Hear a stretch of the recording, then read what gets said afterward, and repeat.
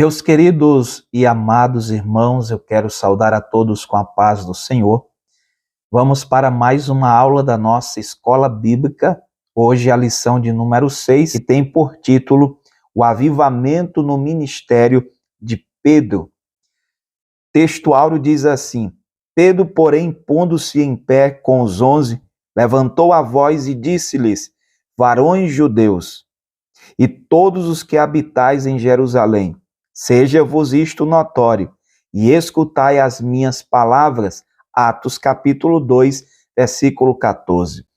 A verdade prática diz assim: a vida de um crente pode ser comparada entre o antes e o depois de um avivamento. É interessante frisarmos isso, que a vida de um cristão pode ser aqui comparada entre um antes e um depois que há um avivamento. Olhando para a vida do ser humano, daquele que aceitou a Cristo, nós podemos perceber que a sua vida tem essa fase aonde ele não era avivado e ele passou a ser avivado. E a sua vida tem características diferentes. Nós vamos observar nesta lição algumas coisas importantes na vida de Pedro, principalmente no aspecto da sua vida anterior ao avivamento, derramado do Espírito Santo, e depois, quando ele foi cheio do Espírito Santo. Nessa lição, veremos o protagonismo do apóstolo Pedro, um dos mais destacados discípulos de Jesus Cristo, em dois momentos da sua vida. Primeiro, antes de ser batizado com o Espírito Santo, e depois, quando ele foi revestido, transformado ali pelo poder do Espírito Santo. Então, nós estaremos abordando especificamente aí a vida do apóstolo Pedro, o antes e o depois do derramar do Espírito Santo sobre a sua vida. Então, vamos para o nosso primeiro ponto, que diz assim: Pedro antes do Pentecostes. As duas atitudes de Pedro nos faz lembrar quando Pedro, no capítulo 16 de Mateus, quando Jesus faz aquela interrogação perguntando o que os homens diziam de Cristo, quem era o Cristo, e uns começam a dizer que ele era Elias, era Moisés, algum dos profetas. Então Jesus, ele pergunta aos seus discípulos: e vocês, quem dizem que eu sou? Naquele momento, Pedro, que era aquele discípulo mais afoito, que sempre se manifestava ali antes dos outros, Pedro tem uma revelação de Deus e Pedro diz: tu és o Cristo, filho do Deus vivo. Então, naquele momento, Jesus elogia Pedro pela revelação que ele tem. Mas a Bíblia mostra que logo depois dali, quando Jesus começa a falar a respeito que ele haveria de ser morto, entregue aos religiosos e seria morto, Pedro chama Jesus de lado. Interessante isso, que Pedro, ele chama Jesus em um canto em particular e ele começa a dizer: tem misericórdia de ti mesmo, Senhor. Não faça isso.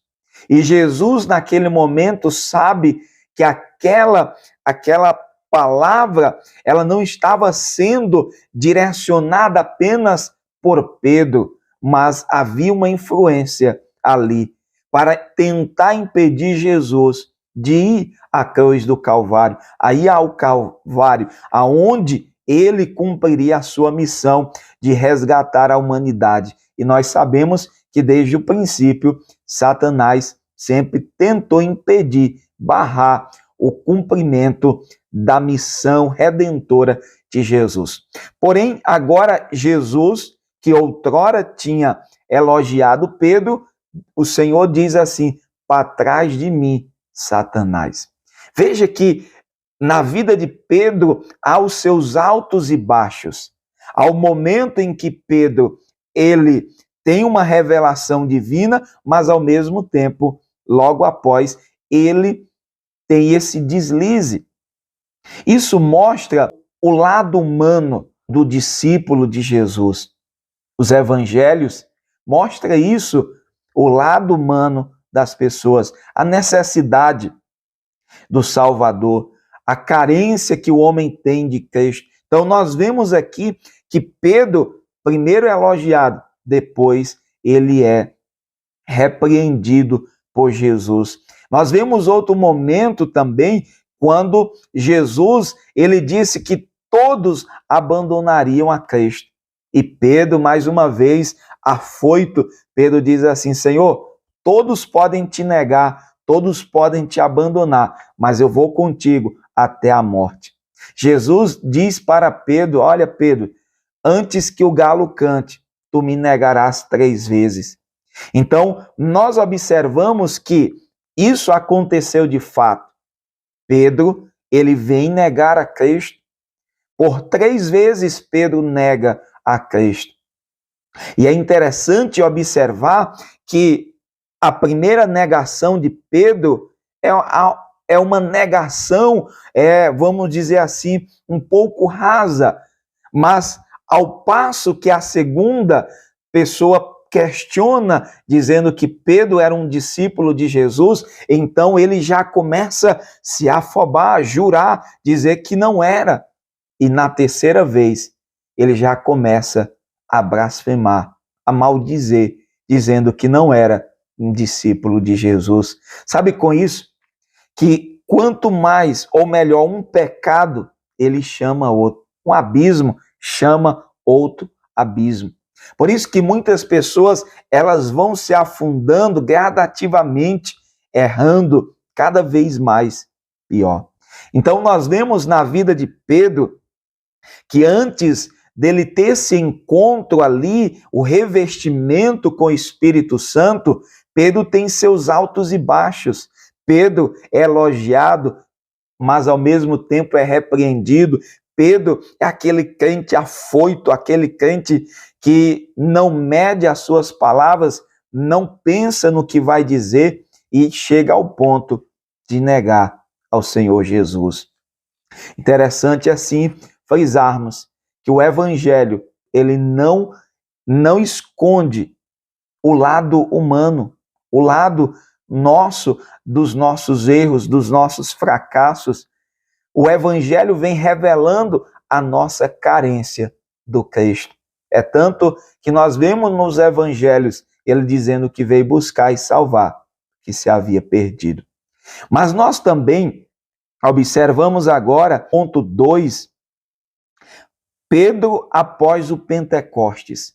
Vamos observar a vida de Pedro depois do Pentecostes. Primeiro subtópico diz Pedro batizado no Espírito Santo. Nós sabemos ali daquele momento em que todos estavam reunidos no mesmo lugar. Jesus havia prometido que derramaria do seu Espírito, depois que ele subisse, o Espírito Santo desceria, e os discípulos estão ali, quase 120, reunidos, orando, buscando a face do Senhor. Então, se você quer um avivamento, um derramado Espírito Santo, é através da oração. Você precisa estar em constante oração. Oração, diálogo, comunhão, intimidade. Então, quando fazemos isso, o Espírito vai descer sobre a nossa vida. Então, Pedro está ali na reunião de oração. E eu pergunto, como você quer ser cheio do Espírito Santo? Quais são as reuniões que você tem participado? Pergunte isso aos alunos. Quantas pessoas querem ser batizadas com o Espírito Santo, mas elas não querem participar das reuniões de oração? Então, Pedro está ali na reunião de oração. E a Bíblia diz que o Espírito Santo desceu, encheu todos que estavam ali, foram vistas línguas repartidas como que de fogo, e eles falaram ali em novas línguas. Então, houve um alvoroço, houve um movimento ali. Nós sabemos até me chama aqui a atenção, alguém dizendo como que as multidões que estavam ali em Jerusalém, eles seriam atraídos para o cenáculo se todos estivessem em silêncio. Se não houvesse ali um sinal diferente, se não houvesse ali um mover diferente, como as pessoas seriam atraídas para estar ali naquele cenáculo? Então, quando houve o derramado do Espírito, a multidão veio para o cenáculo. E uns começavam a dizer, esse povo está embriagado. Outros se maravilhar, porque eles ouviam cada discípulo falando na sua própria língua. E aí nós observamos que nesse momento, o Pedro, cheio do Espírito Santo, que foi revestido com o Espírito Santo, ele se levanta. Mas não mais se levanta como de outras vezes, mas cheio da autoridade do Espírito Santo. Pedro se levanta com uma palavra e Pedro começa a falar a palavra, trazendo o que as Escrituras diz, trazendo ali, dizendo que era o cumprimento do que o profeta Joel havia profetizado. E assim, Pedro expõe a Escritura e as pessoas que o ouviram foram impulsionados, foram compungidos a dizer, varões, o que vamos fazer? Que decisão vamos tomar? Então, eles são batizados ali em nome de Jesus, e a Bíblia diz que quase 3.000 almas, elas se convertem a Cristo. Queridos, isso mostra que o poder do Espírito Santo, o revestimento vem para capacitar o crente para a missão de ser testemunha do Senhor. Então nós vemos que Pedro, aquele discípulo que havia negado a Cristo, ele agora se levanta com autoridade para falar a palavra do Senhor. Então nós vemos que o Espírito Santo, ele quer vir para marcar a nossa vida, um antes e um depois. Um antes de sermos cheios do seu Espírito e um depois, quando nós somos cheios, revestidos do Espírito Santo. Como podemos observar a nossa vida? Como tem sido a tua vida? Você pode ver essa linha divisória entre o antes e o depois? Nós vemos isso na vida de Pedro. Nós vemos que depois que Pedro pregou, ganhou quase 3.000 almas, a Bíblia diz que ele está indo para o templo, juntamente com João. E ali há um paralítico, há um coxo, que está à beira ali do templo, da porta, ele está pedindo esmola, e quando ele pede, olha só, Pedro e João diz, olha, fitando os olhos naquele homem, diz, nós não temos ouro e nós não temos prata. Olha que coisa gloriosa. Quando o homem está cheio do Espírito Santo, ele diz, olha, nós não temos ouro, não temos prata, mas o que nós temos, em nome de Jesus, te levanta e anda. Sabe o que é isso? Quando nós estamos cheios do Espírito Santo, nós temos Jesus para apresentar.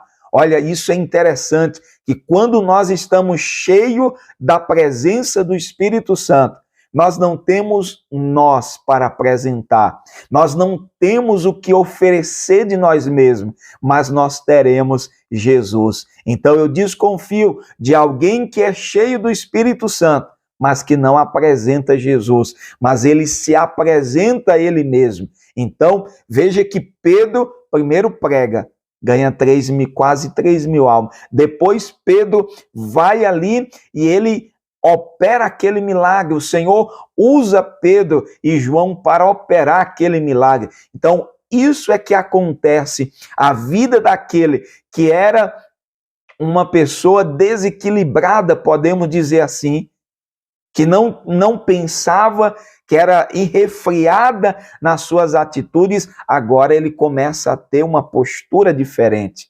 E aí eu me lembro lá que o Espírito Santo, ele traz o quê? Frutos na nossa vida. E os frutos, um deles é temperança. Então nós observamos aqui que Pedro tem a sua vida avivada. Pedro tem a sua vida mudada pelo manifestar do Espírito Santo. Pedro avivado em outras ocasiões. O avivamento do Espírito Santo na vida de Pedro foi notório em outras ocasiões. Quase 5.000 pessoas aceitaram a Cristo como Salvador com a mensagem do apóstolo, como está lá em Atos 4, 1 ao 4. Esse fato teve repercussão junto ao Sinédrio, tribunal religioso dos judeus. Os apóstolos foram interrogados pelo sumo sacerdote, olha só, sobre com que autoridade eles faziam milagres. E quando responderam com ousadia que era no nome de Jesus Cristo, a quem os judeus haviam crucificado injustamente, após eles serem liberados da prisão, Pedro e João se reúnem com os demais discípulos e relataram o ocorrido até o lugar onde eles oraram. Tremeu. Eita, que glória! Em Lida, houve um grandioso avivamento. Quando Pedro ali chegou, orou por um homem chamado Enéas, que estava paralítico há 8 anos. Enéas, ele foi curado e por isso houve muitas conversões ao Senhor. Por sua oração, Dorcas ressuscitou dentre os mortos em Jope. Então nós vemos que na vida de Pedro houve um avivamento, sabe? O avivamento é tornar-se mais vivo, mais atuante. E Pedro, depois que foi revestido do Espírito Santo, ele tem esse avivamento na sua vida. Então deixa o Espírito Santo encher a tua vida e viva o verdadeiro avivamento. Terceiro ponto da lição diz: a igreja de hoje e o avivamento do Pentecostes.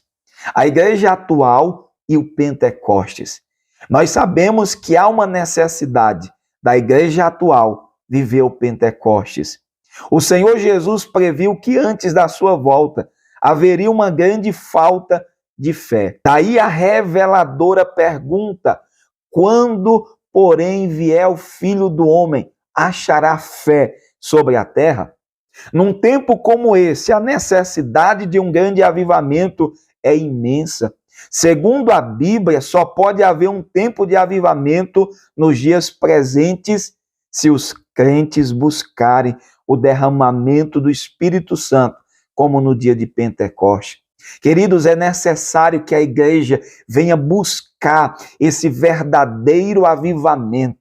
É necessário que a igreja busque. Só haverá um verdadeiro avivamento como nos dias de Pentecostes se a igreja se colocar de joelhos, a clamar, a buscar a face do Senhor.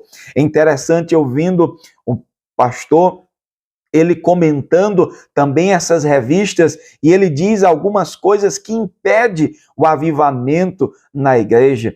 Algumas coisas que estão acontecendo na igreja atual, que está impedindo o avivamento. Pessoas que estão mais voltadas para a sua vida terrena. Não vivem mais pelo céu, mas pela terra. Pessoas que estão mais ligadas às coisas terrenas e passageiras. Estão mais focadas naquilo que é material, politicamente. Nós precisamos voltar para as Escrituras. Precisamos voltar para a oração, para o devocional e viver o verdadeiro avivamento. Tempos de multiplicação da iniquidade. Queridos, Jesus alertou aos seus discípulos para as principais características dos fins dos tempos. Será uma época marcada pela multiplicação da iniquidade e do esfriamento do amor. É isso que marca a humanidade do fim dos tempos. É o esfriamento da fé. Nós vivemos um tempo que Jesus falou através de uma pandemia que houve por aí. Mas muitas pessoas estão dormindo e não conseguiram se despertar. Pelo contrário, muitas pessoas fizeram foi dormir. foi negligenciar agora, depois que se abriu os templos, a sua convivência com os irmãos. Eles perderam aquele contato, aquela alegria.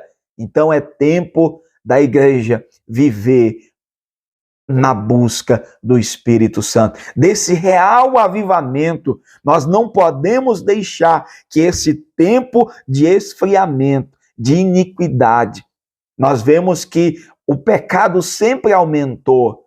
Em cada época, um exemplo, o tempo de Noé, nós vemos que o pecado aumentou ao ponto de Deus destruir a humanidade com o dilúvio.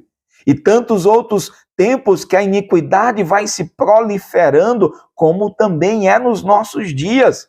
Aquilo que nós vemos hoje, nós podemos perceber que já houve com intensidade em algum momento da história. É o ciclo que vai se repetindo. Os pecados da humanidade, eles vão aumentando progressivamente.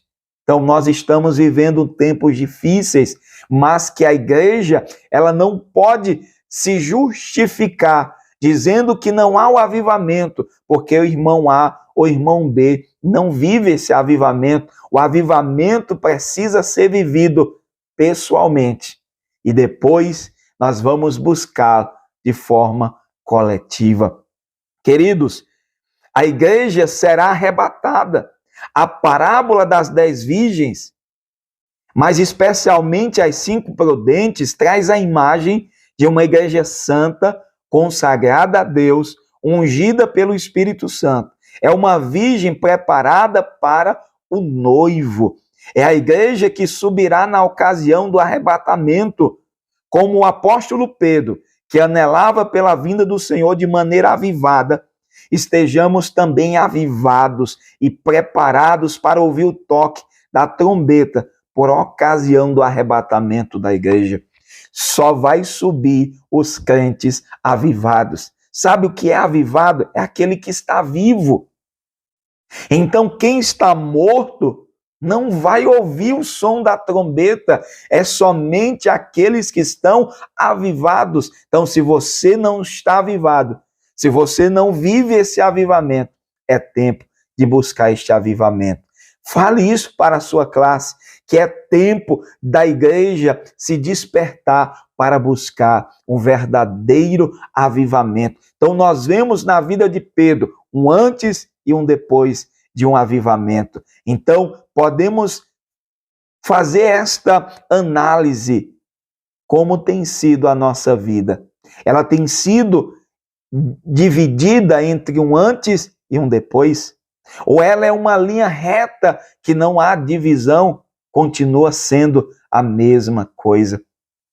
Eu lembro que o Senhor Jesus disse para a igreja de Éfeso, uma igreja que viveu um avivamento, mas que não estava vivendo. Ele diz assim: arrepende-te, lembra-te, pois, de onde caíste e volta ao primeiro amor. É tempo da igreja voltar-se para o Senhor e viver esse verdadeiro avivamento. A conclusão diz assim: o ministério do apóstolo Pedro mudou completamente após ser revestido do poder de Deus. Antes do Pentecoste, ele não tinha firmeza, era precipitado e voluntarioso. Mas depois passou a existir um Pedro, olha só, cheio de graça de Deus, de unção, de sabedoria e de poder para cumprir a missão confiada por Jesus aos discípulos. Sem dúvida, o apóstolo Pedro é um modelo de vida e de ministério avivado sob o poder do Espírito Santo. Que Deus abençoe a tua vida. Essa foi a nossa lição de hoje. Que Deus abençoe a tua vida. Você que não é inscrito, se inscreva no canal, deixa aí o seu like, compartilhe com alguém. Toda semana eu estou aqui trazendo um vídeo sobre as nossas lições da nossa escola bíblica da CPAD. Deus abençoe a tua vida. Até a semana que vem, se o Senhor permitir.